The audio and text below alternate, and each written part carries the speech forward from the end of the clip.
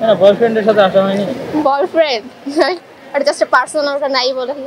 কারণ আমি নিজেই একটা টিকটকার। কারণ আমার বয়ফ্রেন্ডের বাড়ি পড়ে তো। শুভেচ্ছা অবশ্যই। পহেলা বৈশাখ বাঙালিদের প্রাণের একটি উৎসব। হ্যাঁ, দেখলাম খুব শাড়ি পরে সুন্দর করে সেজে গুজে আসছেন, কেমন লাগছে? অনেক ভালো লাগছে, মানে ফার্স্ট টাইম আসছি তো অনেক ভালো লাগছে। এর আগে কি আসা হয়নি? না না, এই ফার্স্ট ফ্রেন্ডের সাথেই ফার্স্ট আসলাম। না বয়ফ্রেন্ডের সাথে আসা হয়নি? বয়ফ্রেন্ড এটা জাস্ট পার্সোনাল, ওটা নাই বলে কি?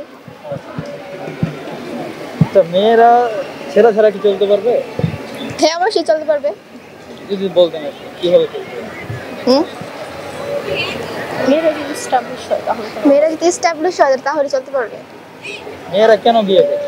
মেয়েরা কেন বিয়ে করে? ভালো একটা লাইফ পার্টনারের জন্য, ভালোভাবে লাইফটা একটু ভালো করে কন্ট্রোল করার জন্য। যে ছেলে টিকটক করে, আপনি কি তাকে বিয়ে করবেন কি?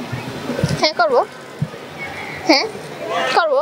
অনেকে তো বলে যে আসলে করবে না, টিকটক করে বিয়ে করবেন, আপনি কেন করবেন? কারণ আমি নিজেই একটা টিকটকার।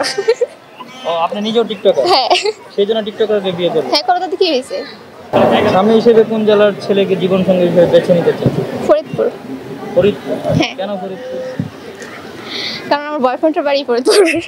সেই জন্য তাকেই বিয়ে করবেন? হ্যাঁ। তার মধ্যে বিষয় কি আছে, মানে বিষয়বস্তু কি আছে কার মধ্যে? আপনার বয়ফ্রেন্ডের মধ্যে যে ফরিদপুর বিয়ে করতে চায়?